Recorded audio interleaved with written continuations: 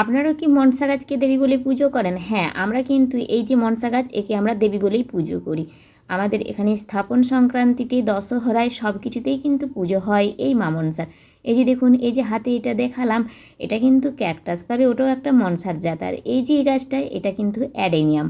এগুলো সবই আমার কিন্তু ডাল থেকে তৈরি করার চারা, অর্থাৎ ডাল কেটে আপনি বসিয়ে দিলেই কিন্তু গাছগুলি হয়ে যায়। আর এটা হচ্ছে স্নেক প্ল্যান্ট। আরও স্নেক প্ল্যান্ট রয়েছে, এই যে এইদিকে এখানে রয়েছে। এই যে দুটো স্নেক প্ল্যান্ট দেখালাম, এগুলো হচ্ছে ছোট জাতের। আর আমার পাশে ওই যে নিচের দেখতে পাচ্ছেন, ওটা হচ্ছে লম্বা। তবে এখন আমার হাতে যে গাছটা দেখছেন, এটা হচ্ছে জেড প্ল্যান্ট। হ্যাঁ, একটা ছোট ডাল লাগালেই হয়ে যায়। আর এই সমস্ত গাছগুলি কিন্তু ডাল থেকেই খুব সুন্দর একটি রূপ নেয়। দেখুন, এই যে জেড প্ল্যান্টের গাছটি, একটা ছোট্ট ডালের মতো অংশ আমি কিনে নিয়ে এসেছিলাম, সেটা থেকে এখন কত হয়েছে। আর এখন হাতে আমার এই গাছটি, এটিকে বলা হয় মাদার অফ থাউজেন্ড। এটিও কিন্তু এই যে পাতার মধ্যেই প্রচুর পরিমাণে গাছ হয়, আর একটা লাগালে আপনি প্রচুর প্রচুর গাছ তৈরি করতে পারবেন। এটা একটা লেমন গ্রাস।